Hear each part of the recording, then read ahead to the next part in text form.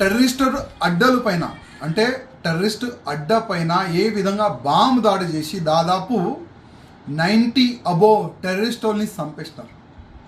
అంటే మా హిందూ మహిళలు బొట్టు తీసేస్తే మా భారత సైన్యం రిజల్ట్ ఏ విధంగా ఇస్తుంది ఇవాళ మన భారత సైన్యం చూపెట్టింది.